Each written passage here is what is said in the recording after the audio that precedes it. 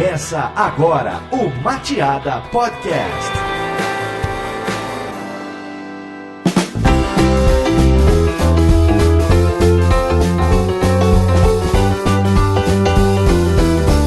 Opa, tudo bonzinho? Esse é o Mateada Podcast, eu sou o Denis Andrade e hoje nós estamos aqui no nosso primeiro dia de gravação de 2017 para falar de conteúdo. E depois da Karina me abandonar no último podcast, ela está de volta aqui abrilhantando essa mesa. Tudo bom, Karina? Um feliz ano novo pra ti. Ah, pra ti também, meu Deus do céu. A gente nem se viu ainda, né? Pra quem não sabe, a gente passou a virada junto. No primeiro minuto de 2017 eu tava com o Denis. Pensem o que vem pela frente, né? Mas que legal que a gente vai falar de conteúdo, eu gosto muito.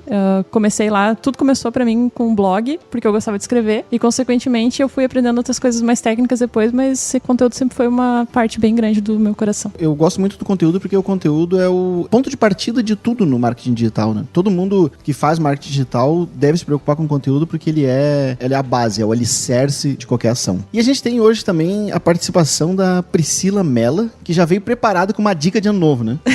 Olá, tudo bem? Feliz ano novo pra todo mundo. E a minha dica é como saber escrever certo, corretamente a palavra ano novo. Não, tô brincando, gente, não vou falar isso agora. Fico um pouco de cara, mas eu vou dar a dica igual, na real. Só pra vocês saberem como cumprimentar na virada de 2017 pra 2018. Ano novo tem hífen, tá, gente? Não sei se vocês sabiam disso. Fica aí a dica pra galera. Ano novo tem hífen, utilizem, é bom, é gramática. Eu recebi muito WhatsApp com ano novo sem hífen. Não rola muito. A vida tem ano novo sem hífen. É que, na verdade, ano novo sem hífen existe. Mas existe quando a gente tá se referindo ao ano inteiro, aos 365 dias, ao ano geral que vai vir. E quando a gente tá falando da virada, do momento, do ano novo, aí tem hífen. Olha aí, vivendo e aprendendo, hein? Beleza, hein? Não, e pra acabar com o mundo aí do Réveillon é super difícil escrever também, né? Tem 2 L's e não sei o quê, não faz sentido o som com as letras. O Réveillon, que eu acho que é francês, né? Eu acho, né? Possivelmente, pela quantidade de letra difícil, certamente. A gente precisamos buscar a origem de Réveillon, né? Réveillon. Vamos procurar uma explicação aí da origem de Réveillon e colocar no post desse programa. Será que tem alguma coisa a ver esse Réveillon com a champanhe também? Porque champanhe vem da região de champanhe e tal, coisa da França e tal, né? Será que não tem alguma coisa a ver? Tu acha que tem uma região chamada Réveillon na França? Não, o champanhe. Tipo assim, já que a gente tá tomando champanhe pra comemorar o ano novo, vamos chamar de Réveillon também, então. Não. Corta isso. Ficou muito estranho. O que eu quis dizer é que Réveillon, acho que é francesa a palavra, e o champanhe que se toma no Réveillon, o melhor champanhe é o da França, que é champanhe porque usa o negócio de uma região, acho que é champanhe, não sei o nome exatamente. Que é uma região com esse nome. É, exatamente. Eu perguntei, será que uma coisa não tem a ver com a outra? Tipo, o hábito de chamar de Réveillon, champanhe, entendeu? Mas isso é um... Vamos ver. E a gente tem também a presença do Bruno Cardoso, diretamente de São Paulo. Como é que foi o ano novo aí, Bruno? Foi bem bacana. Feliz ano novo pra todos. Primeiro de 2017, primeiro de muitos. Estamos aí com maior satisfação. São quantos podcasts que a gente faz no mês? 26? Eu confesso que eu pensei em falar isso, só que eu falei, não vai dar tempo de procurar, deixa quieto. Mas o ano tem mais ou menos umas 40 semanas, eu acho. Não são 52 semanas? Não sei. Eu tinha na minha cabeça que eram umas 40 semanas. Minha formação é em humanas. Eu tenho problemas de fazer regra de 3. Ó, eu tô fazendo aqui 365 dividido por 7, deu 52. Então são 52 semanas. Como a gente grava semana sim, semana não, dá 26 podcasts. Então a gente tá gravando o nosso primeiro episódio de uma série de 26 aqui. Falar uma coisa que a Pri gosta muito, nós estamos aqui escrevendo a primeira página de um livro. Ai, pare com isso, por favor. Virou um meme isso nessa virada aí, né? Nossa, as pessoas não param isso, tipo, parem, só. Mas então é isso, vamos lá pro nosso programa de hoje falar um pouco sobre conteúdo.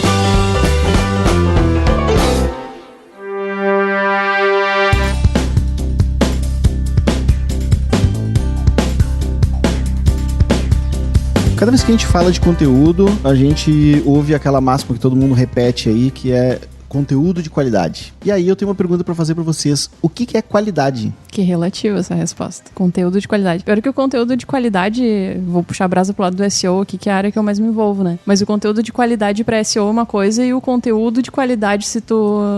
se alguém do Google me ouvir, agora eu tô ralada. Se tu for pensando no usuário mesmo, o conteúdo de qualidade tem um outro significado, né? É que a gente vê muito conteúdo funcionando, que é um conteúdo muitas vezes raso, né? Conteúdo curto, porque é muito comum a gente associar o conteúdo de qualidade a um conteúdo grande, extenso, com muita informação, mas nem sempre é assim, né? Muitas vezes o conteúdo de qualidade, ele é um conteúdo pequeno. Às vezes eu tenho um conteúdo fraco, né? Falar, por exemplo, de, sei lá, Cauã Raymond, de sunguinha, tomando banho em Copacabana. É um conteúdo que pra gente pode ser um conteúdo banal, conteúdo ridículo, mas pra muita gente é um conteúdo interessante. Tem gente querendo consumir isso. Então, a gente não pode julgar, né? Dizer que uma notícia dessa não tem qualidade, porque dependendo do que essa pessoa quer atingir com esse conteúdo, ele pode sim ser um conteúdo de qualidade, né? Do meu ponto de vista, conteúdo de qualidade é aquilo que chega pra pessoa e ela consegue, que ela quer consumir, sabe? Ela olha a manchete, ela clica, ou o título, se não for falei agora manchete porque você falou de notícia, e ela clica e ela quer consumir até o fim,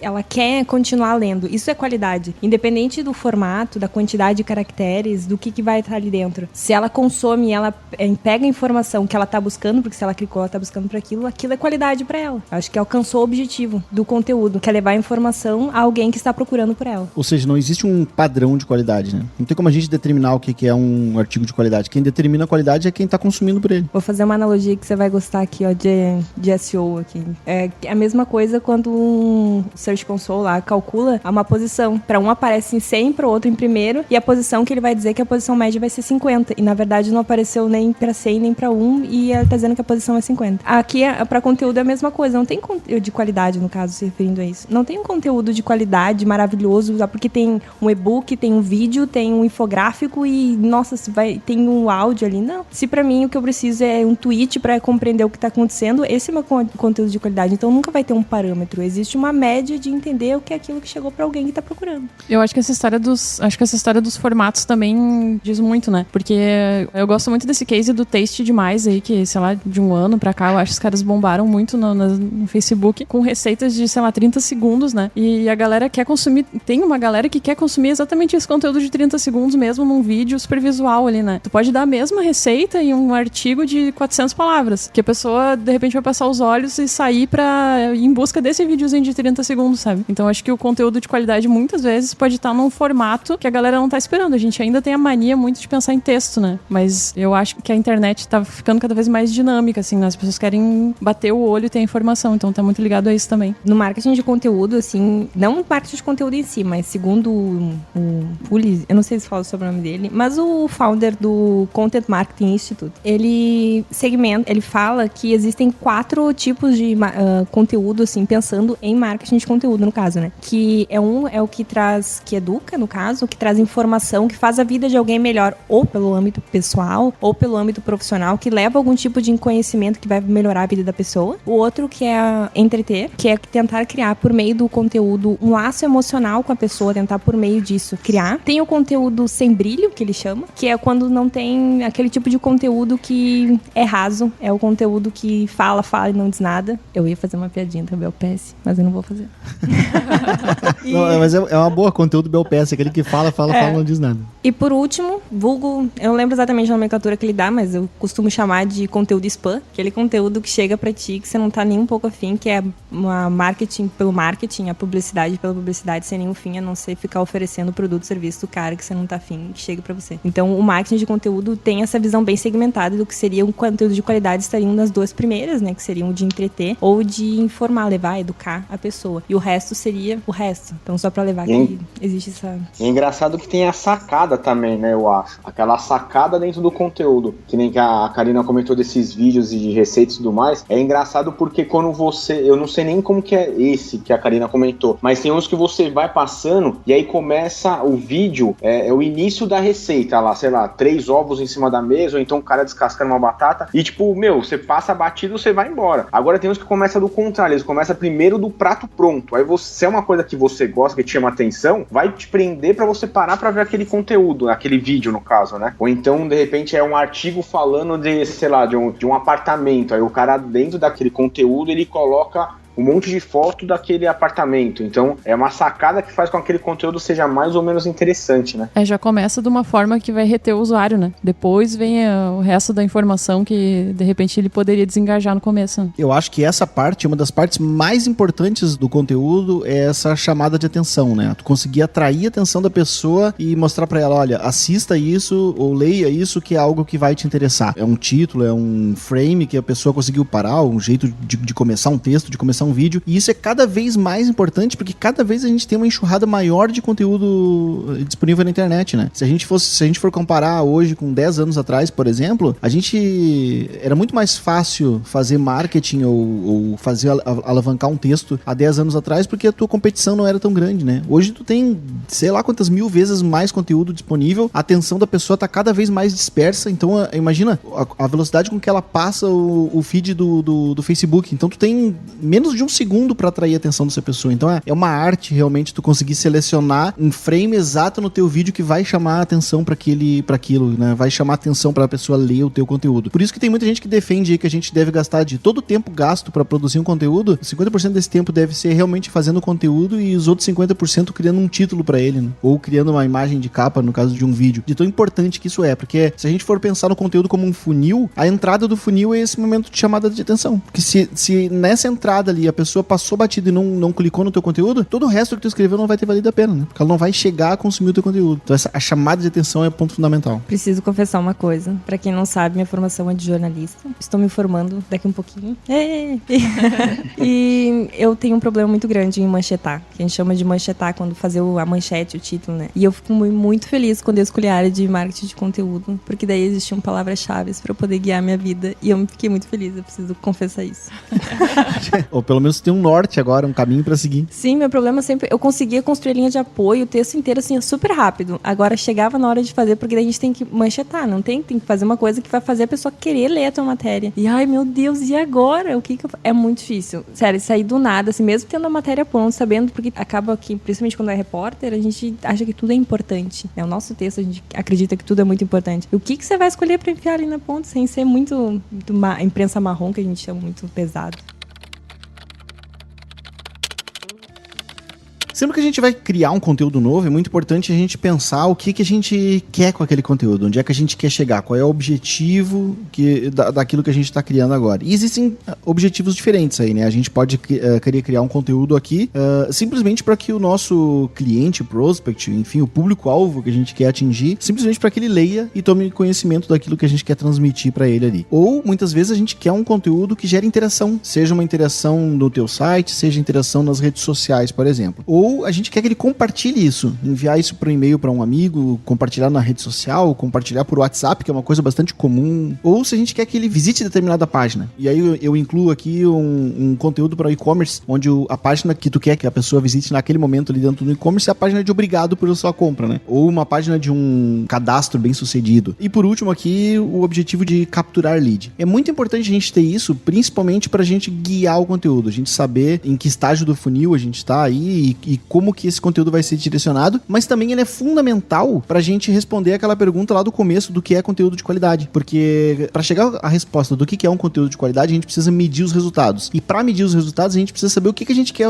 atingir. Então, dependendo do meu objetivo, os resultados a serem medidos são resultados diferentes, né? Se eu quero criar um conteúdo simplesmente pra pessoa ler o meu conteúdo, eu quero que ele leia, o meu principal indicador de performance aí, o que eu tenho que medir pra saber se eu tô conseguindo atingir esse objetivo, são as sessões das páginas. Agora, se eu quero que as pessoas interajam com o meu conteúdo, eu tenho que medir quantos comentários esse post tem, por exemplo. Então, uma coisa está diretamente ligado à outra aí, né? Mas no caso da gente que trabalha com agência, assim, a gente atende aqui clientes que fazem de tudo, né? A gente tem, às vezes, o mesmo cliente, ele tem um e-commerce, que tem um blog, então ele quer vender, mas ele também quer tornar a marca dele mais conhecida. Ele quer, de repente, gerar lead para disparar um e-mail marketing, enfim. Como é que faço? Divide? Eu acho que a Priscila pode nos ajudar com isso. A gente é obrigado a dividir. Vamos fazer esse mês, vamos fazer 2 textos para gerar lead, 2 textos pra gerar venda, 2 textos pra gerar branding? Ou tem como fazer toda essa construção dentro de um mesmo conteúdo? Aí eu acho que tem que pensar como objetivo macro, qual é o objetivo principal? O que você está querendo fazer? Qual é o meu objetivo principal? Por exemplo, se eu tô com uma empresa nova, por exemplo, criei uma startup ou uma microempresa, ou seja lá for, mas ela é recente, ou mudei o segmento, enfim. Eu quero que as pessoas me conheçam, então eu preciso fazer branding. Como eu vou fazer branding? Preciso que elas visitem e me vejam, então o meu objetivo tem que ser esse. Então, o número de, por exemplo, se for para redes sociais, eu vou ter que contabilizar quantas pessoas de repente entraram e curtiram a minha página do Facebook, quantos clicaram lá na rede social para entrar no meu site para conhecer minha marca, quantas sessões de visitas eu tive lá, porque eu quero que as pessoas me conheçam, elas não sabem ainda nem quem eu sou, para poder saber se eu posso ser referência ou não para ajudar ela. Aí depois você tem que verificar qual é o objetivo principal. Bom, eu já tenho um número de sessões de visitas diárias alcançado, que é o objetivo principal inicial, que já tá ok, já tá estabilizado. Bom, eu vou pro próximo passo. Qual é? Preciso vender mais, eu preciso me tornar referência. Como é o próximo objetivo? O mote de guiar os teus trabalhos com conteúdo precisa ser pensado com o teu objetivo de ação. Então você precisa saber o que eu preciso neste momento e daí concretizar uma situação, porque não adianta tentar tirar pra tudo que é lado, que você vai acabar não acertando em ninguém, assim, vai ser um monte de esforço espalhado, você não vai conseguir medir. Você pode fazer isso?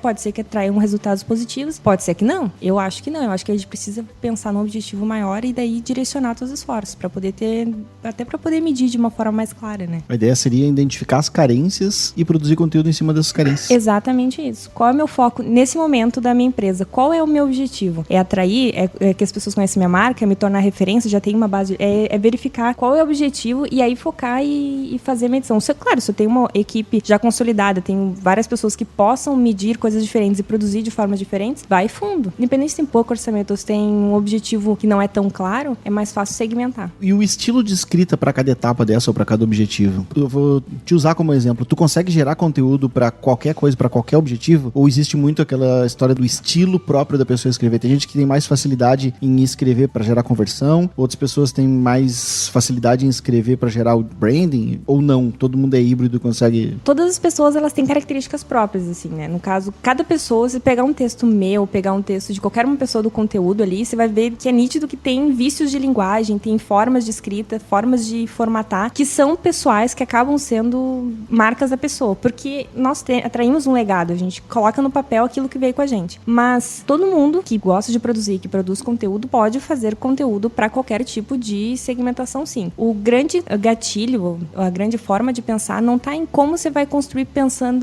como você vai construir de forma diferente, porque a linguagem vai ser sempre para a mesma persona, a forma como você vai falar é o mesmo tom da marca. A única diferença é que você vai conseguir trazer conteúdos diferentes para a mesma pessoa. É como se fosse uma conversa de bar, você começa dizendo seu nome, se apresentando, aí depois você já fala qual cerveja você gosta, já compartilha, no final vocês já estão dividindo a recomanda, sabe? É mais ou menos isso, é uma lógica de progressão. Então a conversa sempre é com a mesma pessoa, então acaba tornando mais fácil. E às vezes isso acaba atrapalhando, porque quando as pessoas pensam em marketing de conteúdo, principalmente na hora de pensar no funil de vendas, elas acham que para cada etapa precisa pensar de uma forma diferente. Agora eu vou escrever para um menininho de 8 anos. Agora que ele já na segunda etapa do funil, eu vou escrever para alguém que tem 15, porque ele já entende mais. Não, é a mesma pessoa, sabe? E é isso que acaba às vezes desnorteando um pouco na hora de escrever o conteúdo. Tem mais a ver com a forma de como você verifica e vê o fluxo de construção de conteúdo do que de fato o próprio conteúdo em si.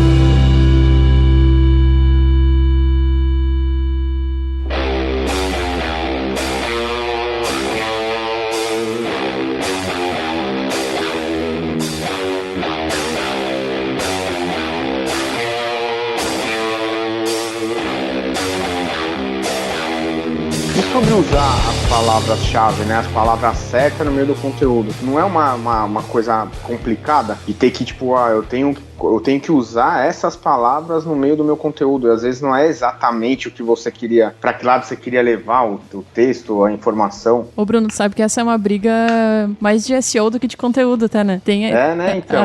Tem analista de SEO que defende que tem que fazer repetição de palavra-chave, tem que ficar forçando determinados termos. Tem outros analistas, e eu me encaixo nessa turma dos outros analistas, que acha que não precisa ficar repetindo, assim, que é bem aquela coisa que o título é muito importante, claro, né? Isso tu quer aparecer pra uma determinada palavra-chave ela tem que estar no título, mas pelo menos assim, o que a gente percebe nos últimos anos aí que o Google tá ficando cada vez mais inteligente, assim, nessa questão de interpretação de texto, de contexto, né, na verdade, você não precisa ficar citando uma palavra pra ele entender que tu tá falando de um determinado assunto. Então, a Pri tava fazendo umas caras aqui que eu não entendi se ela acha legal ou acha ruim, mas eu, como SEO, eu nunca forço, assim, pra galera de redação aqui fazer isso, porque eu acho que tem texto que fica meio fake, assim, sabe? Dá pra ver que foi feito pra SEO, assim.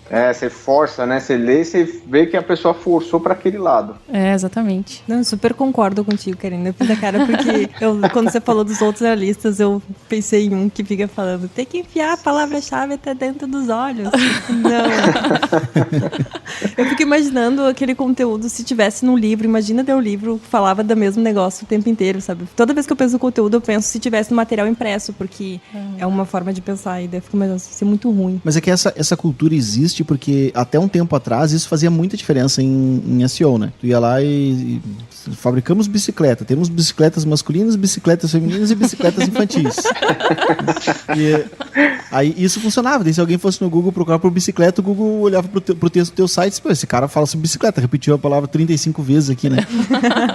e aí posicionava bem, né? Isso é uma coisa que funcionava. Tem dá pra dizer, até pouco tempo isso funcionava. Já hoje em dia isso perdeu bastante a força, né? Existe, como a Karina falou, gente que defende que isso ainda funciona, mas eu também, junto no time da Karina, eu reforço aí esse coro dizendo que isso é só acabou virando mais história, na verdade, do que fato hoje em dia. E outra, né? Esse é cada vez mais, né? O desafio do Google é esse, né? Digamos assim, é pensar como as pessoas pensam, né? Então digamos assim, tentar descobrir o que realmente ela tá procurando. Não é como um robozinho pensa, né? Que é o que o Denis falou, que é o que era muito forte, porque ele pensava mais como um robô. Exatamente, o Google analisa, hoje além dele ter uma inteligência muito mais parecida com o consumo humano, ele ainda também observa o consumo humano, né? Então se ele desconfia que determinado conteúdo pode ser que esteja falando sobre bicicleta, o cara não citou bicicleta lá, mas ele desconfia que esse conteúdo pode falar sobre bicicleta. Ele faz um teste com isso, ele posiciona esse site algumas vezes para quando alguém fizer a busca por bicicleta e acompanha o comportamento das pessoas com esse conteúdo. Se a pessoa clica nesse resultado e para de buscar a respeito de bicicleta, é um sinal pro Google de que aquele conteúdo ali supriu a necessidade dela sobre aquele determinado assunto. Agora, se ele exibe esse conteúdo, a pessoa clica ali, daqui a pouco ela volta no Google e pesquisa de novo por bicicleta, isso é um sinal para o Google de que aquele conteúdo não atendeu as buscas. Então, o Google volta a rebaixar aquele conteúdo. Então, ele consegue testar e observar o resultado, observar a aceitação do próprio público para aquela busca que ele acabou de fazer. Então, além de ter toda essa inteligência artificial por trás do motor, ele ainda tem muito do teste AB, que a gente falou nesse podcast esses dias, né? A importância de fazer teste AB. O Google faz muito isso em tempo real. Ele tá toda hora testando resultados na primeira página para ver se aquele resultado merece ficar bem posicionado lá ou merece voltar para a posição que ele tava antes. Como conteúdo, só para deixar claro para quem tá nos ouvindo, não é que a gente tá dizendo que não é para repetir palavras. Principalmente quando o assunto é um assunto não tão fácil ou quando é um assunto muito técnico, é necessário às vezes repetir para as pessoas entenderem que você tá falando de determinada coisa, comparando, fazendo uma alusão com outro item, ou enfim. Então, o que a gente tá dizendo basicamente é só repita as palavras quando for realmente necessário para o conteúdo, para que o leitor consiga entender melhor. O objetivo é, claro, fazer com que o teu conteúdo se posicione bem pro search, fazer com que o leitor encontre o teu conteúdo, pensar ele ali, mas principalmente fazer com que ele consuma o teu conteúdo, porque esse é o grande objetivo. Engajar a pessoa, fazer com que ela leia até o final, sinta de alguma forma aquilo melhore, informe, entretenha, enfim, tem um objetivo bacana para a vida dela.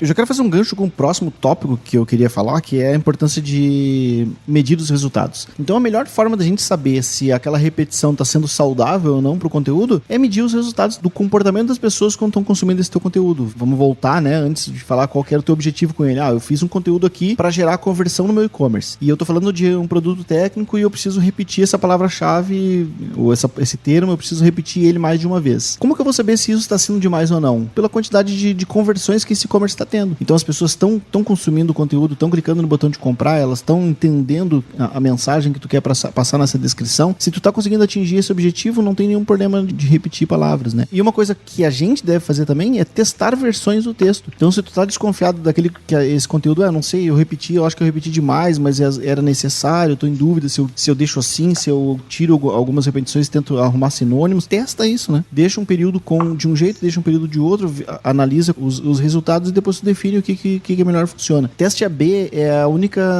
resposta realmente que a gente deve confiar dentro do marketing digital, é o teste AB, né? Deixar o próprio usuário te dar a resposta do que funciona ou do que ele tá gostando ou não está gostando. Uma dica, já que o Denis falou em sinônimos, para quem produz conteúdo, escreve, gosta de fazer vários tweets, independente de que tipo de conteúdo você produza, verifiquem o que o sinônimo que você tá usando realmente diz, por favor, porque às vezes eu vejo umas coisas meio absurdas, assim. As pessoas querem... Eu entendi o que ela queria dizer, mas na verdade, se procurar no dicionário, o que ela queria dizer não é o que ela tá pensando que ela tá dizendo, entendeu? Então fica aí a dica, verifiquem os sinônimos, tá? Por favor. É isso aí que eu queria dizer pra vocês. Tu tem um dicionário do teu lado ali, né, Pri? Tenho. Eu tenho uma das minhas abas de favoritos, é o dicio.com, e o outro é o sinônimos.com, porque eu verifico os sinônimos, eu não confio, eu verifico o dicionário.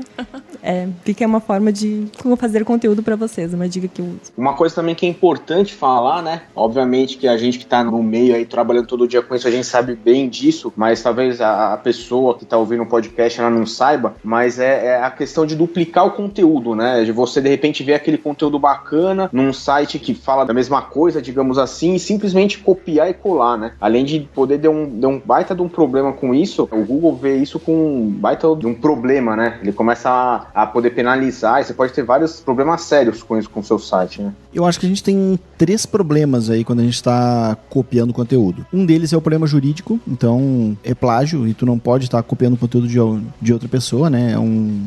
Como é que é? Direito autoral. Direito autoral. Então, no momento que tu copia alguém, tu está infringindo isso. O segundo problema, como o Bruno citou agora, é o problema com o Google mesmo, né? O Google não gosta de conteúdo duplicado. Não faz sentido para o Google. O Google não está aqui para julgar ninguém. Na verdade, o que o Google quer é melhor experiência para o usuário dele. Ele quer entregar o melhor resultado. E o fato dele não mostrar resultado duplicado está diretamente ligado à experiência do usuário dele. Então, imagina que alguém vai no Google, pesquisa como fazer bolo de chocolate. Aí o Google conhece uma página que tem uma receita e uma outra, ou segunda página que tem outro site completamente diferente, de outro dono, com outro layout, tudo, mas a receita, a essência da receita é exatamente a mesma. Não faz sentido apresentar 2 receitas exatamente iguais no resultado de busca, certo? Porque pra gente, como usuário, quando a gente tá buscando, eu procuro por receita de bolo de chocolate, o que eu espero ver são 10 receitas diferentes, né? De bolo. Não quero ver 2, 3 receitas iguais lá. Então isso me frustraria como usuário. É por esse motivo que o Google não exibe resultado duplicado. Porque isso vai ser uma má experiência pro usuário dele. O Google tá preocupado com o usuário que tá fazendo a pesquisa lá. Então, no momento que ele identifica que tu tem um conteúdo duplicado, que isso não vai ser legal como experiência pra quem tá buscando, ele vai pegar aquele cara que copiou o conteúdo e vai descartar esse cara, vai colocar lá na frente o original. É por isso que em alguns casos o conteúdo duplicado não faz tanta diferença, como no caso dos e-commerce. Porque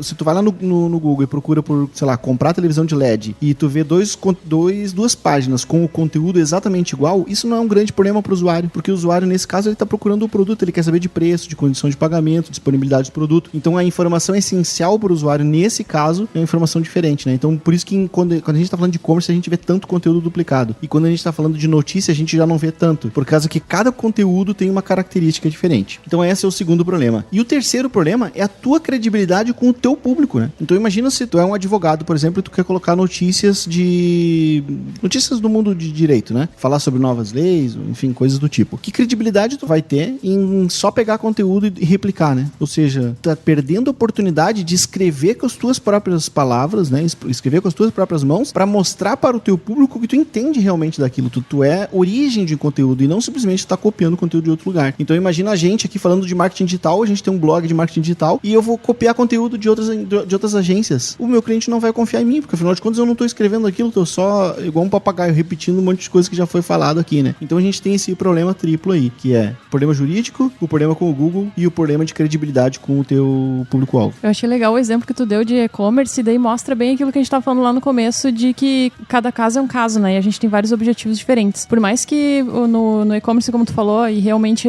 não tem aquela necessidade de ser um conteúdo único, até porque às vezes as informações técnicas não tem muito como diferenciar uma da outra, mas aí é que entra o teu diferencial, né? Se tu é um e-commerce que vende, sei lá, um celular, por exemplo, que tem muitos produtos parecidos e tu consegue fazer um conteúdo legal falando das vantagens daquele celular, comparar com outros, pra ajudar o teu consumidor, o teu cliente a tomar uma decisão, aí o teu conteúdo vai estar fazendo a diferença de uma outra forma, né? Por mais que ele não tenha feito diferença para o SEO. O conteúdo, nesse caso do e-commerce, ele tá fazendo o papel do vendedor. Então, por que em alguns casos já aconteceu comigo, já deve ter acontecido com vocês com certeza. Tu para em alguma loja para na vitrine às vezes e faz uma pergunta pro vendedor, o cara te vende tão bem que tu acaba levando o produto para casa, né? Ou seja, o vendedor foi fundamental na geração daquela conversão. O mesmo funciona com o conteúdo, né? Só que do ponto de vista da web, o conteúdo bem escrito, ele gera venda, ele gera conversão. E é por isso que às vezes você entra em algum blog, algum canal, e eles têm um material, um infográfico normalmente, né? Aí tem aquele infográfico todo bonitão lá que você vê, assim, gostei das informações e tal. Aí quando termina de scrollar a página, todo o conteúdo do blog, do infográfico, que é uma imagem, tava ali embaixo de novo. Tá todo o mesmo conteúdo dali. Justamente por isso, né?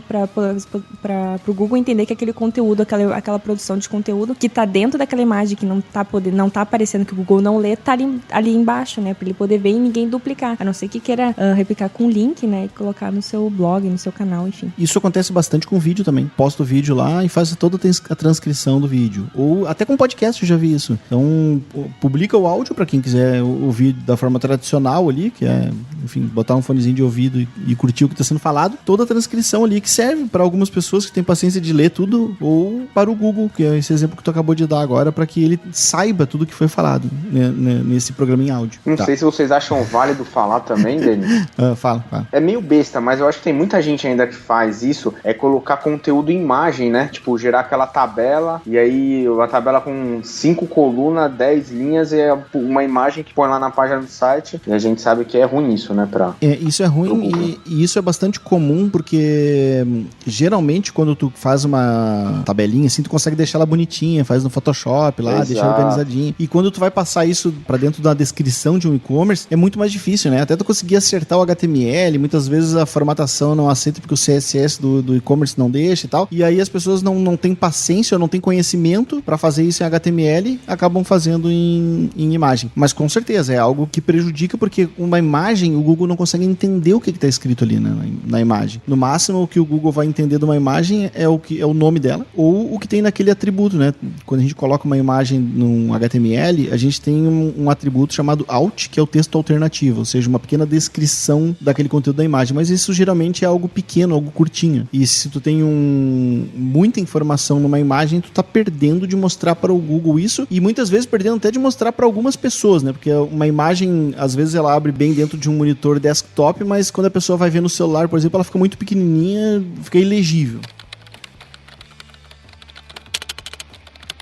E as melhores formas de mensurar esse resultado, né? A gente falou antes que era importante medir, fazer teste AB, mas e como que a gente mede isso? Eu notei algumas coisas aqui que são importantes a gente acompanhar. Óbvio que depende muito de cada objetivo, mas a principal ferramenta, quando a gente está falando de medir, é o Google Analytics, e as principais métricas que a gente precisa ver lá: quantidade de visitas, novas visitas e visitas recorrentes. Isso são coisas fundamentais para a gente ver dentro do Analytics. Você está fazendo coraçõezinhos, porque eu gosto muito do Google Analytics.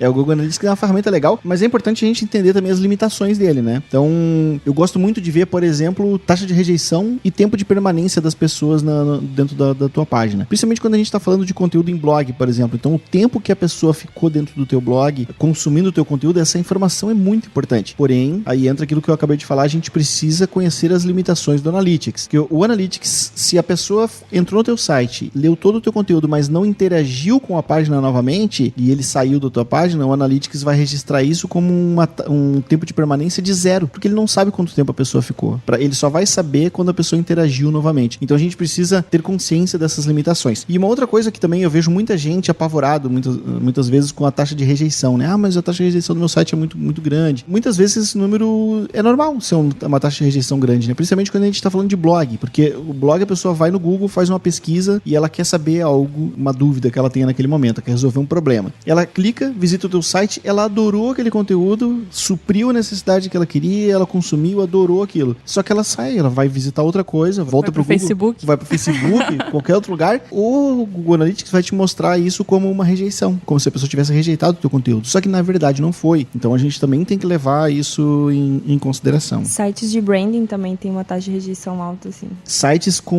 que é uma coisa muito comum hoje em dia, aqueles chamados one-page content, né? Que é uma página de um o conteúdo, o site inteiro resumido em uma única página. O bounce rate vai ser sempre gigante, porque como a pessoa não visita outras páginas, pelo fato de não existir outras páginas, ele sempre vai contar como uma rejeição, porque a pessoa só contou uma página. Claro que existem saídas para isso, né? Se a gente quiser se aprofundar, acho que não vai caber falar nesse podcast, é porque a gente teria que mostrar, a gente precisaria de um recurso visual para isso, mas existem recursos para a gente usar o Google Analytics e medir mais corretamente esse tempo de rejeição, usando, quem estiver ouvindo agora aí, quiser pesquisar mais a respeito, usando eventos do Google Analytics, a gente consegue medir lá, cada vez que a pessoa clica, cada vez que ela rola a página, cada vez que ela passa o mouse em cima de algum lugar, então tu consegue ter algo mais preciso, mas não é numa instalação padrão, a gente precisa mexer no código-fonte, precisa instalar esses eventos lá para que a gente consiga ter mais precisão nesses números. Uma outra forma de medir conteúdo, eu não sei se vai falar aí, não sei se a gente pode falar ou não, eu ia falar do... A não ser que seja, sei lá, o grande segredo do marketing digital que... Esse nem eu descobri ainda. Da audiência de milhões. Esse ainda tá o segredo da Apple, não sei. Eu ia falar sobre o Search Console, principalmente para verificar para o que é o seu conteúdo, aquele conteúdo que você fez, está ranqueando, né? Porque às vezes você faz um conteúdo pensando, a ceia de Natal para passar com o Papai Noel. Ignora o exemplo. Eu gosto de Natal. E daí você escreveu toda a ceia de Natal para passar com o Papai Noel. Botou lá leitinho morno, biscoitinho, tudo que o Papai Noel gosta. Papai Noel gosta de leite morno? No meu mundo, sim. Segundo o Papai Noel norte-americano, sim. Mas enfim. E daí você foi lá no Search Console, verificou aquela página, aquele conteúdo que você fez lá. E ele tá aparecendo para, tipo, uma palavra-chave que é odeio Papai Noel. Só porque tava Papai Noel. Não que isso vai acontecer, mas o Google, ele não é tão sábio quanto nós. E vai que acontece. Não tá ali aparecendo. Daí você quer... Mas pensa assim, o que eu vou fazer pra ele parar de aparecer no conteúdo ali? O que ele vai pra aquela palavra-chave? Denis, como eu faria para ele parar de aparecer para odeio Papai Noel, já que nós gostamos tanto de Papai Noel que queremos que ele esteja com a gente na ceia? O que eu faria nesse caso, eu acho que era otimizar para que essa palavra-chave suba de posição. A gente parecer mais bem posicionado. Pra quem não sabe, o Denis é o Grinch, tá? Eu acho que, respondendo a tua pergunta, acontece isso às vezes da gente tá aparecendo para termos que a gente não gostaria de estar aparecendo, né? Mas esse é um filtro que normalmente ele acaba se diluindo por si só, porque entra dentro daquela história do comportamento. Então imagina que alguém vai lá e procura, eu odeio Papai Noel. Ela clica, visita o teu conteúdo, seu conteúdo fala completamente o oposto disso, né? Ou seja, ele não vai responder ou não vai suprir a necessidade de quem fez a busca originalmente. Então é natural que o Google comece a desaparecer o teu resultado para esse tipo de pesquisa, porque as pessoas que clicam ali, elas vão acabar voltando no Google pesquisando de novo. Então o Google vai começar a entender que o teu conteúdo não é tão relevante assim. Isso acontece por causa daquela outra coisa que eu falei antes, que é o Google testando o teu conteúdo. Por algum motivo, o Google achou que tu poderia aparecer para odeio Papai Noel. Porque, sei lá, tu tinha uma outra palavra odeio no meio do texto lá e o Google acabou fazendo um cruzamento aí. Então ele pode tá fazendo um teste contigo, te colocar bem posicionado, porque pode ser que aquele assunto seja relacionado. As próprias pessoas vão acabar filtrando isso e o resultado sumindo. Basicamente, então, voltando ao Search Console, daí você tá ali com aquele resultado, o Google,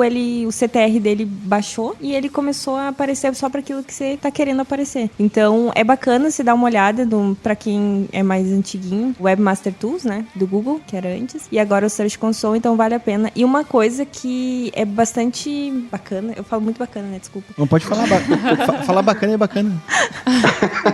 Uma coisa que é muito bacana é lembrar de vincular o Search Console ao Google Analytics, né? Porque daí você consegue saber exatamente as palavras-chave que estão levando o tanto de sessões para aquela página, né? Acho que vocês conseguem falar melhor disso, que eu me enrolo todo para falar disso, mas basicamente é isso. Mas é legal por causa disso que tu falou, e quando a gente faz a vinculação, um outro grande benefício também é manter um histórico, porque lá dentro do Search Console a gente só consegue ver, eu acho que 2 meses, uma coisa assim. Os últimos 3 meses. Os últimos 3 meses. Agora dentro do Google Analytics não. Ele vai salvando o histórico e a gente consegue pegar um histórico desde quando tu vinculou a conta lá. Então é legal. E aí a gente fugindo um pouco de conteúdo aqui, mas fazer essas vinculações entre as ferramentas do Google é super importante. Então não só com o Search Console, mas com o Google AdWords também. Todas as vinculações que puderem ser feitas aí valem a pena. Eu gosto de outras ferramentas também pra gente medir, principalmente quando a gente tá medindo o interesse dos usuários dentro do nosso conteúdo, que são ferramentas como o Crazy Egg e o Get Smart Look, que são duas ferramentas que monitoram o comportamento realmente das pessoas dentro da tua página. O Crazy Egg, por exemplo, existem outros, né, parecidas com essa. Eu tô dando o Crazy Egg como exemplo, que é a que eu mais uso aqui, mas essa ferramenta, ele mostra o mapa de calor baseado na posição do mouse da pessoa e os cliques que ela deu dentro dentro da tua página. Então, se alguém clicou em algum lugar que nem era de ser clicado, né, por exemplo, dentro de uma imagem, no meio de um texto, num espaço vazio, seja lá onde for, qualquer lugar que a pessoa clicar, o Crazy Egg vai mapear isso e vai te mostrar depois. E o Get Smart Look é uma ferramenta muito legal para usabilidade, porque ele grava a sessão das pessoas e depois tu pode assistir como se fosse um vídeo, exatamente o que ela fez dentro da tua página, onde é que ela rodou. É diferente do Crazy Egg. O Crazy Egg, ele cria um grande relatório, um compilado dessa informação e te mostra esse compilado. O Get Smart Look mostra visita por visita, a movimentação do mouse e do teclado, tudo que a pessoa fez. Inclusive, se ela vai no formulário do teu site, preenche um monte de informação e acaba desistindo de enviar, tu vai ver todas essas informações gravadas ali no Get Smart Look. Safadinha. Isso é ótimo para usabilidade, né? Vou indicar, inclusive, para várias pessoas aí que eu conheço. É muito legal, a gente instalou isso no site da Mateada e nós encontramos várias falhas, porque muitas vezes a gente tinha um botão ali gigante pra nós, né? E a gente achava que tava na cara e a gente consegue perceber que a pessoa navegando, ela não tá encontrando aquele botão. A pessoa vai, rolava a página pra cima, rolava a página pra baixo, daí clicou num menu, daí lá ela encontrou o que ela queria. Mas ela já tinha um atalho para aquilo que ela queria na nossa página de origem. E aí a gente começou a perceber esse comportamento, mudamos o contraste da cor lá do botão e aí começou a receber mais clique. E a gente identificou isso vendo as pessoas navegarem pela página. E uma outra métrica, pelo menos a última que me vem à cabeça aqui também, é o compartilhamento nas redes sociais. Então, muitas vezes, isso te mostra se as pessoas estão gostando ou não do teu conteúdo, o quanto elas compartilham esse conteúdo. Quando tu mesmo compartilha no Facebook, quantos likes aquilo rendeu, quantos comentários rendeu. Eu tô falando like aqui, fazendo uma alusão ao Facebook, mas vale para todas as outras redes, né? Então, se tu postou no Twitter e as pessoas deram não sei como é que se chama no Twitter, é like... Favoritar, né? Favoritar, enfim. É um grande sinal de se as pessoas estão gostando ou não. Então, tu pode fazer teste de usabilidade do teu conteúdo compartilhando ele nas redes sociais. Compartilha 2 conteúdos e mede a reação de cada um deles, né? Quanto que um trouxe de like, comentário, envolvimento, quanto que o outro trouxe. Isso é legal porque vai te ajudar a perceber o que mais funciona, o que o teu público mais gosta, até pra te dar embasamento pra gerar mais conteúdos futuramente. É a mesma coisa os comentários, né? Legal receber comentário pra gente ver que o conteúdo deu certo, mas eu acho que mesmo quando é uma crítica, né? Às vezes o conteúdo tá dando alguma sugestão, ou dizendo que faltou alguma informação, ou que tava alguma coisa errada. É legal não simplesmente deixar o comentário lá pra bonito, né? Mas começar a pegar essas dicas do usuário que leu e que se deu o trabalho de deixar um comentário pra ti, porque ele tava muito interessado. Então, se ele der uma sugestão de incluir alguma coisa, corrigir alguma coisa, ir adaptando o texto conforme essas sugestões também, porque provavelmente tu vai impactar mais usuários parecidos com aquele ali, né?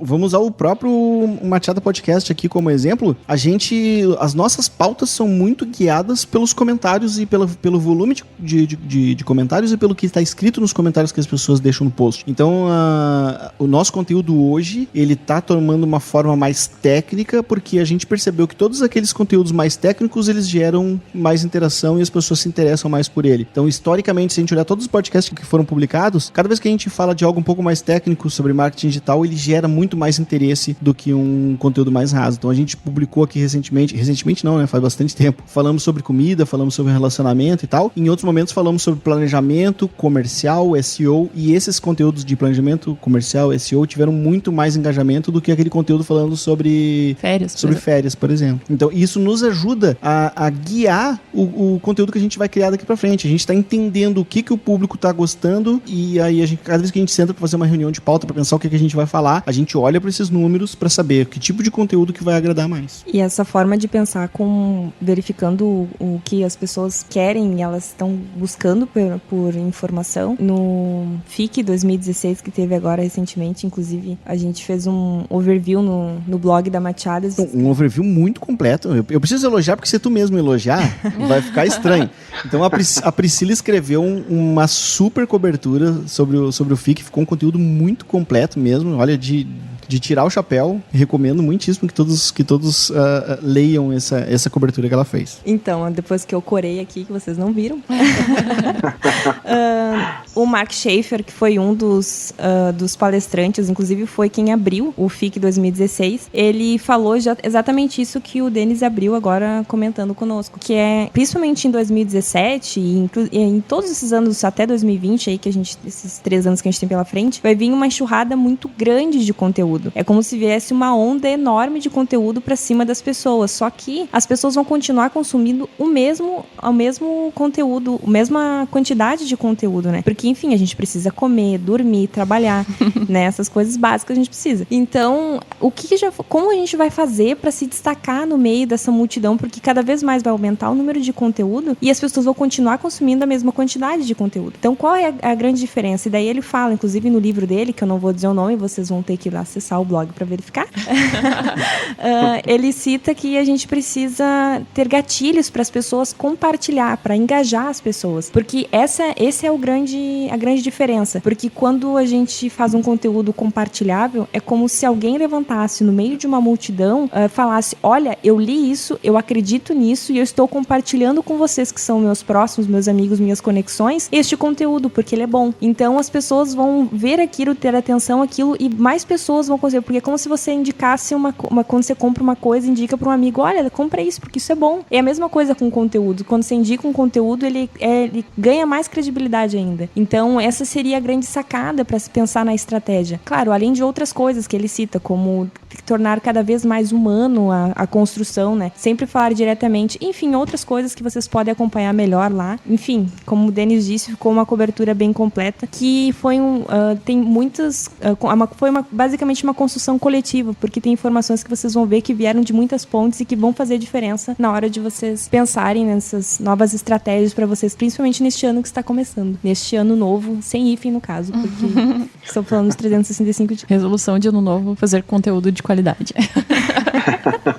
E pra gente encerrar o nosso assunto, então, sobre conteúdo, eu vou fazer uma pergunta pra vocês. Produzir conteúdo é caro? Eu acho que depende. Eu sei que essa palavra é muito vaga e a gente usa ela pra muitas coisas, mas se tratando de conteúdo, depende. Porque, por exemplo, eu não vou lembrar o nome da menina em específico, porque se vocês não me conhecem mesmo, eu tenho problema pra nomes. Infelizmente, eu não decoro, eu tenho problema muito grave pra nomes. Mas Como é que é o meu nome? Não, o chefe eu lembro, Denis. E teve uma menina que ela ganhou uma popularidade enorme por ser fazendo Snapchat. E ela não ganhava nada, ela simplesmente ligava o Snapchat ela fazendo. E Snapchat é um conteúdo. Ela dava dicas de pessoas porque era uma ferramenta nova, as pessoas queriam usar e as pessoas começaram a seguir ela. Famosos seguiam ela e falavam desses famosos, começaram a falar no Snapchat dela. Ela ganhou vários seguidores e ela produz muito conteúdo informando as pessoas de como usar aquela plataforma e ela não teve custo nenhum. Assim como tem blogueiros que começaram com blogs com soublogueiro.wordpress.com, né, com blogs que não são próprios, que enfim, pegou ali uma plataforma pronta e começou a usar, e que com o tempo foi aperfeiçoando e tornando o conteúdo, então, uma ferramenta, e daí sim, cada vez mais construindo formatos diferentes, vendo uma produção, a pessoa que começa com um blog caseiro, só com uma câmera, ela não tem um custo, ela já tinha a câmera, ela já tem um ambiente, ela fala e pronto. Aí ela quer uma coisa mais aprimorada, então ela vai gerando um custo conforme ela vai querendo aprimorar aquele conteúdo dela. Não, eu acho que tudo é uma questão de depende, por isso que eu disse que não é caro, é barato, depende. É que eu acho que uma coisa que é um pouco injusta aí dentro do marketing digital, agora pensando como agência, é começar a comparar, acho que custo e retorno, né? Tanto de conteúdo, tu comparar com SEO, comparar com um anúncio, com e-mail marketing, por exemplo, que eu acho que é uma coisa que o cliente que ele não é educado e que ele não está preparado para contratar um serviço de marketing digital, muitas vezes ele não sabe diferenciar por que esse serviço está sendo caro, qual é o retorno que eu posso esperar dele lá na frente, né? E quais são as vantagens de trabalhar com conteúdo, porque eu acho que o pensamento automático, tá? Não tô falando de mim agora, mas o pensamento automático do cara que, pelo menos os pequenos e-commerces que começam a investir, é investir numa coisa que vai ter retorno rápido. Então, se tu parar pra pensar no retorno rápido, realmente fica um pouco disparelho aí comparar o custo que é o conteúdo com o custo que é, por exemplo, fazer anúncio no AdWords. É que o momento que tu pega uma grana que tu investiria em conteúdo e tu coloca no AdWords, tu já tem retorno amanhã, né? Agora, o conteúdo, ele vai demorar muito tempo até que isso aconteça. Isso é um pouco reflexo do investidor de oportunidade que a gente tem hoje em dia, né? Muitas vezes a pessoa perdeu o emprego e vê como solução abrir um e-commerce, mas aí ele tem pouca grana, ele não tem grana para investir e esperar um retorno acontecer, né? Ele tem aquela necessidade, aquela ânsia de ter um retorno mais imediato, e aí ele acaba fatalmente investindo em coisas que são mais imediatas. Claro que se a gente for pensar num plano sustentável, o ideal, na verdade, é tu fazer um marketing híbrido, assim, algo que invista em algo de retorno imediato, mas também algo que invista em retorno a longo prazo. Botar um ovo em cada cesta, né? Exatamente, botar um ovo em cada cesta. Então o conteúdo ele tem que fazer parte, né, dessa ação e desse teu planejamento. Mas o ponto que eu queria tocar é mais ou menos isso que a Priscila acabou falando. O conteúdo ele pode ser barato, porque o conteúdo ele tá meio que ao alcance de qualquer pessoa. Claro que dá trabalho, é algo que tu precisa estudar, não dá pra fazer um negócio de qualquer jeito, mas é algo que tu consegue criar. Por exemplo, eu já vi páginas de pequenos e-commerce, perfil no Instagram de pequenos e-commerce que estão bombando, que tem milhares de seguidores lá, milhares de interação, os caras estão conseguindo gerar muita venda a partir dali, e tudo que a pessoa tem de equipamento é um celular e muita criatividade, né? Então a pessoa sendo criativa e sendo estudiosa, ela consegue gerar um conteúdo sem muito custo. Claro que cada vez quando tu for pensar em terceirizar isso e contratar uma agência, tu vai ter um custo maior da agência, e aí a gente vai ter que entrar aqui num papo de retorno sobre investimento, porque a agência vai te cobrar pelo um resultado mais certeiro, né? Porque pega todo o expertise que a agência já tem. Pra quem não tem essa grana pra investir em agência, fazer isso de uma forma um pouco mais barata, ou pelo menos começar a fazer, né, um conteúdo por conta própria, e assim que a coisa engrenar e começar a funcionar e a roda estiver girando, aí sim tu pode investir, contratar uma agência, contratar um profissional, seja lá o que for, contratar alguém pra gerar esse conteúdo pra ti e fazer aí sim a roda andar cada vez mais forte. Eu acho que uma forma de a gente concluir, assim, em pensamento de todo esse podcast de conteúdo, é que conteúdo não é só o textinho que fica lá no teu blog. Conteúdo é muito mais que isso, são inúmeras formas estratégicas de pensar ele, tanto pro seu público, como você vai falar, como você vai escrever, mas também formas de analisar como ele tá conseguindo chegar a ele, se tá conseguindo, se não tá. Então eu acho que muito disso a gente conseguiu ver um pouco mais hoje, né? Existem inúmeras formas de construir um conteúdo de qualidade, talvez, né? A gente falou no início, mas eu acho que isso é bacana ressaltar, porque às vezes as pessoas acham que conteúdo é só escrever alguma coisa. E não é, existe todo um planejamento, assim, pensando, e eu não sei concluir agora, porque quando o Denis fala essa cara aí... Eu acho que eu tô tentando decifrar o que tá falando aqui, mas eu vou trocar tudo isso que tu falou por uma pequena frase. Conteúdo é informação. É isso que tu queria dizer? Mas eu queria dizer ferramentas mesmo. É que o que eu queria dizer, assim, ó, as pessoas acham que é só escrever e vai dar certo, sabe? E daí quando as pessoas chegam que não têm conhecimento, principalmente quando chegam pra agência, quando é um e-commerce, uma loja nova, acham, eu vou pagar pra conteúdo. Você vai fazer 400 caracteres e vai me cobrar tudo isso. Tipo, amigo, não é só isso, sabe? Existem muitas coisas por trás disso. É isso que eu queria dizer. Mas eu não vou chamar de amigo e nem falar assim quando a pessoa chega, assim. Então é isso? Alguém quer complementar alguma coisa ou a gente pode ir pra nossa barbada? Vamos pra barbada!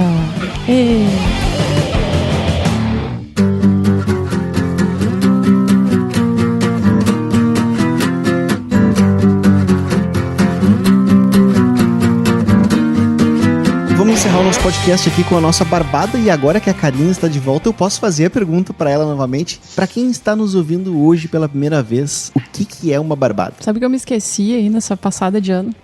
Não, a barbada é uma dica muito legal, que a gente passa aqui sempre referente a alguma coisa ligada ao podcast, ou até mesmo alguma série, um livro, alguma coisa que algum de nós ou todos nós queremos deixar de dica pro ouvinte. E a nossa barbada de hoje é um pequeno software, mas que é muito útil no nosso dia a dia, que chama... agora eu não sei como é que fala isso, é Xenu ou é Xenu? Eu falo Xenu. Se bem que não tem acento, né? Pois é, mas eu falo Xenu, eu falo Xenu também, mas eu já vi muita gente falando Xenu. Bom, qual que é a moral do Xenu ou do Xenu aí? Não sei qual que é. Ele é um sistema onde tu vai colocar o endereço do teu site e ele vai simular um rastreador, como se fosse um sistema de busca, e vai passar por todas as páginas do teu site testando essas páginas. Então, ele vai te indicar todos os links quebrados que ele conseguir encontrar lá. Seja uma imagem que não existe, um arquivo de JS, um arquivo de CSS, ou até mesmo uma página que esteja linkada em algum lugar de uma forma errada. Então, tu consegue identificar essas falhas. E ele te mostra qual é a página que ele encontrou que está com algum problema, e ele te mostra também a origem disso, né? Então, tu consegue saber de onde que ele achou aquele determinado link, e isso é muito legal. Eu tenho certeza, olha, 99% dos sites que a gente roda com o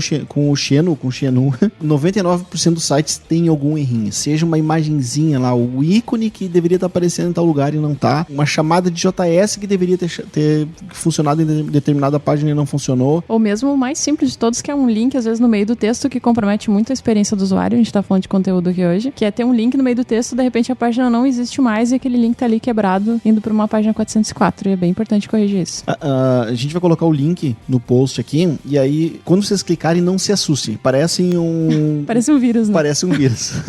Tem um ETzinho. A página é péssima. Uma página estilo 1998, mas eu assino embaixo aqui. O software é realmente muito bom. É um software free, né? Não paga nada. Acho que nem não é trial, né? É completamente free. É, acho que sim. E se eu não me engano, ele funciona no Linux e no Windows. Ele não existe versão para Mac. Então é isso. Muito obrigado. Obrigado, Priscila, pela participação. Obrigado, Karina. Obrigado, Bruno, pela participação de sempre. Muito obrigado para você que está em casa agora, tá no trânsito, tá no trabalho, tá na escola, sei lá onde, nos ouvindo. É muito importante essa participação. Brincando de novo com a Priscila, que nós estamos hoje escrevendo o nosso primeiro capítulo de 26, né? Vão ser 26 episódios esse ano e eu quero muito que tu esteja aqui com a gente. Então, ajude a compartilhar esse podcast, isso é bastante importante para nós. Dá a tua nota 5 lá no iTunes Store, isso ajuda também na nossa divulgação. Envia um e-mail pra gente com dicas, sugestões, reclamações, enfim. O nosso e-mail é podcast@machada.com.br. Então é isso, muito obrigado e até daqui a 15 dias.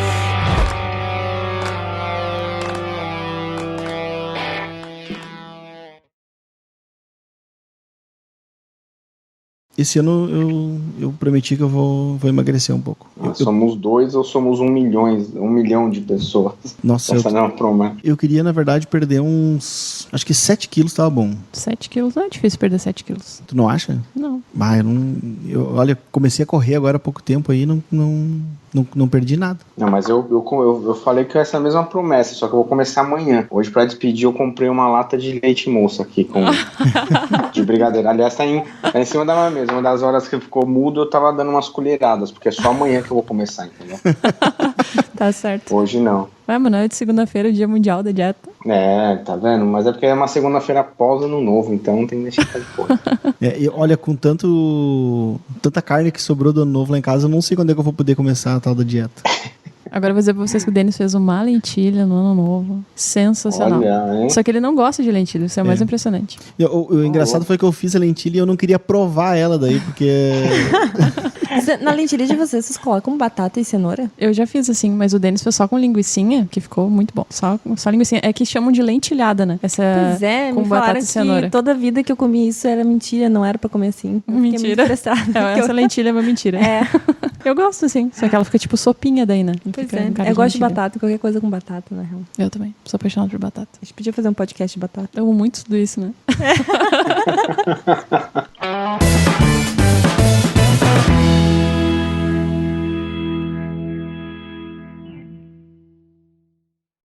Este podcast foi editado por Radiofobia, podcast e multimídia.